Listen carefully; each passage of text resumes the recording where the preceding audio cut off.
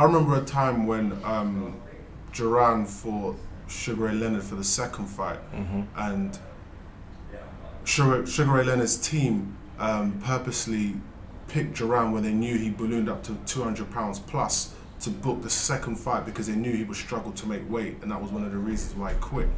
So do you think that fighters or fighters teams or management teams selecting fighters when they know they've got short notice to prepare is strategic, or do you think it's just the luck of the draw that's happened for you? No, but of course it is. It's all strategic, and it's the same thing like in war.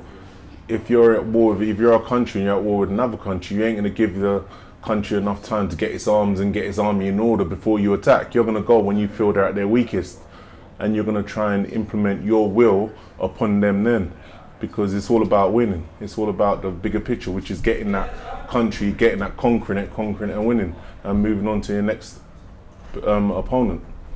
Yeah, that's a solid point, because a lot of the casual boxing fans, they just see the event for what it is. They don't actually know the struggles the fighters have to go through and the little chess moves that have been made to try and make sure that they stand no chance of winning. Yeah, definitely, because you got to remember, a fight isn't made in a day. It's like, as much as after a fight one person will call out one person and say, yeah, I want this person next, there's many parties involved that have to make it happen, i.e. if they're not with the same promotion, their promoters have to liaison between them each other, then their managers have to liaison, they have to go back and forth with the contracts. Obviously both parties have to agree upon certain things in the contract, so it's a thing that takes time to make. But to the casual fan who just sees it on telly, they're like, oh, what's the happening? How come it's taking so long to make this fight? Especially if it's one signed with one television network, the other signed with another one, then there's so many factors involved in it. Yeah, all the commercials and the money. Yeah, and I think like there's so many fighters who take advantage of being an A-side fighter when they start to pick the size of the ring, they start to pick the size of the gloves to nullify the opponent's power, that sort of stuff. Sometimes even having a say in the judges and the referee, etc. Sometimes, like you said, the casuals don't see that, but you know, those things, people who truly understand boxing know that all those elements, you put them together, it's going to be very difficult for that person to win. No, of course, you're in a position of power and you're implementing your power. It's like you being America and telling a little country like Norway they have to abide by these rules, and it's like, does Norway go to a war with America, or do they abide by the rules?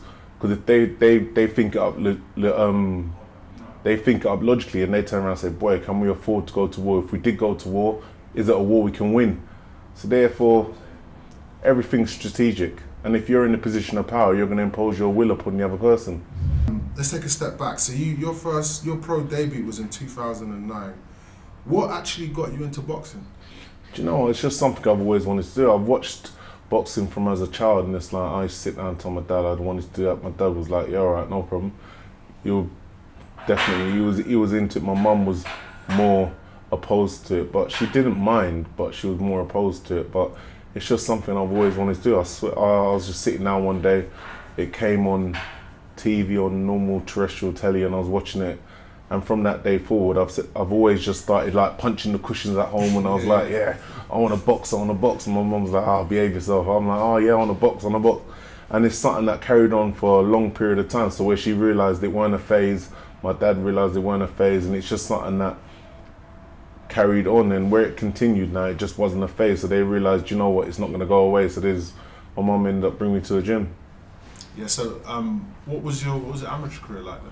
Well, I had 6, 7 amateur fights, lost 5, won 48 by knockout. So I boxed for England, boxed all around the world, so I had a decent amateur record, yeah. Decent amateur pedigree. Yeah, I mean, I'm a former amateur boxer myself, so that is definitely an achievement, man. I think that a lot of people kind of discredit having an amateur background. I think that can help out a lot in the pros, and sometimes you can actually see it in some of the pro fighters that don't actually have that amateur pedigree. Not to say that you must have it to become a great pro or world champion, but you can always tell the boxers that have had that amateur experience. No, definitely, because it gives you something to call upon, because you've got to remember, in the amateurs, back in the days before the internet was big and before you could go on Google or YouTube and see people, you'd turn up at a show not knowing who you're going to fight. All you would have had is a name. You didn't know if they were South or they're Orthodox, and it's like when they're warming up in the change room, you'd look over now and you'd say, all right, he's a southpaw, so therefore you've got to prepare your brain for that.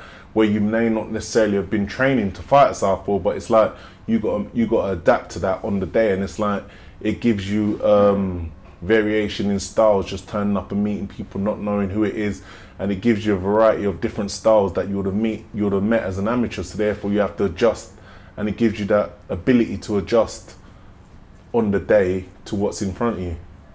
Yeah, definitely, because that's something that Floyd does really well. Like you see that he just makes the necessary adjustments in the ring, and fighters like Andre Ward as well. So I'll definitely sort of second that. Having a solid amateur career is like a boxer's version of going to university. That's 100%, definitely, yeah, definitely. It gives you that little bit more than a person who's never boxed before as an amateur or had 1 or 2 amateur fights. Yeah, so you mentioned you boxed all around the world. What would you say is like kind of the toughest country at the boxing? The toughest country? It's like Eastern Europe, America. I remember, do you know what, I'll tell you the truth, when I went to Russia, the guy was tough over there. He weren't very good, but he was just so tough. He just didn't stop coming forward. He was so strong. It's technique-wise, he weren't that good. Ability-wise, he weren't that good, but the guy was strong. Yeah, I don't know what it is about Eastern European fighters. They always get that label of just being tough. Yeah, definitely. It's like, and the only other person I can honestly say was that tough, who never had much in form of ability, was a guy that I boxed from the army. My God, he was strong. He just didn't stop coming forward. He kept coming forward. I was clapping him with shots that knocked other guys over before, and it's like I'm hitting him, expecting to turn my back and walk. Then all of a sudden I've gone back. As I've turned, I'm getting back a jab, and I'm like, what the hell? I've never seen this before, and I'm hitting him, and the guy just wouldn't go. Yeah. So eventually, like, it was 4 rounds, and eventually in the 3rd or the 4th now, I did stop him, but by that point, literally, I'm gasping. I'm sitting down on the stool thinking, I'm like, Jesus, this guy's got to go. If he doesn't go this round, I'm going. It's one of them. It's literally, he was so strong. Yeah, just relentless. Just yeah, definitely, yeah. Won't stop. Yeah, man. So, going back to your division, I mean, the division's on fire right now. Obviously, we just spoke about Klitschko and the AJ rematch. We've got Tony Bellew stepping into the heavyweight division as well. Just had his fight with David Hayter, talking about rematching that fight as well. You've also got the Hughie Fury and Joseph Parker fight just being made as well. And you've obviously got Deontay Wilder floating around trying to get a fight in the UK. What's your thoughts on the division right now? The division on fire, and it's good news for everyone involved in the division. Obviously, if you're up there in a position to get your hands on some of them fights in there, then it's good days for you. But the ones that are lurking, who are grasping and trying to get hold of them fights, it's like it makes no difference to them how and what's happening, because if you're not with certain promoters or involved in certain parties, it's hard to get them fights because you will get frozen out. But as it is, as a boxing fan, it's an exciting division. It's very exciting what's happening at the minute. Yeah, it's an interesting point that people don't really touch on, is that a lot of people believe that there is like an old boys club in the boxing world, and there are favourites and there are non-favourites. A boxer that springs to mind in the division is Lewis Ortiz. He's a great fighter, but he just doesn't seem to be getting the fights he wants. Yeah, all right. Let me put this to you now. Yeah, you're a manager. Yeah, you've got a guy who's world champion. Yeah.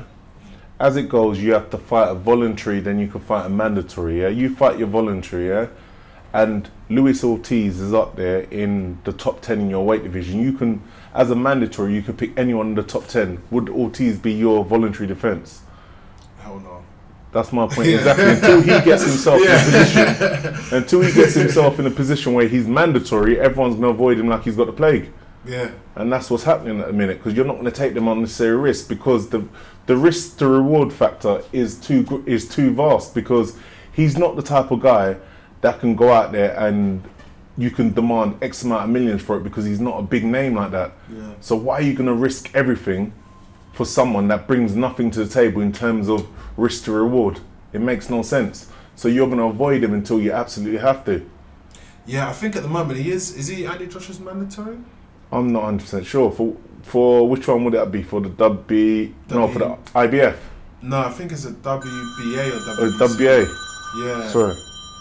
Yeah. Because I think Shannon Briggs was gonna fight. I forgot his name for the regular, and Ortiz was mandatory for the super. I think. Which Okay. is what, But Andy that Joshua's that got. definitely would be an exciting fight, though. Ortiz versus Joshua. That would definitely be a good fight. And to be honest, I wouldn't know who to pick. But right now, I think with current form, I'd have to side with Joshua. Yeah. Just from current form, yeah. From the last few fights, I'm looking at each of them. I'll definitely side with Joshua. Yeah, it's a shame he's getting on a bit, so it'd be good to see him in there fighting for a title shot.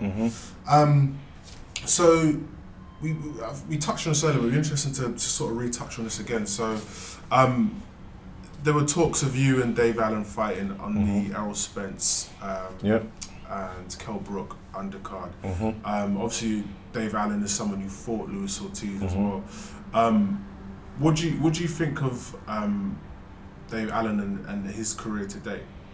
Well, he's got the right backing behind him, and he's had good exposure fights, but he's just not grasped the opportunities, and he's not got the wins on the grand scale of the opportunities he's been given. But he's in a good position where he's still young and he's still with a good promotional team. So you can't fault him right now. He's in a good position.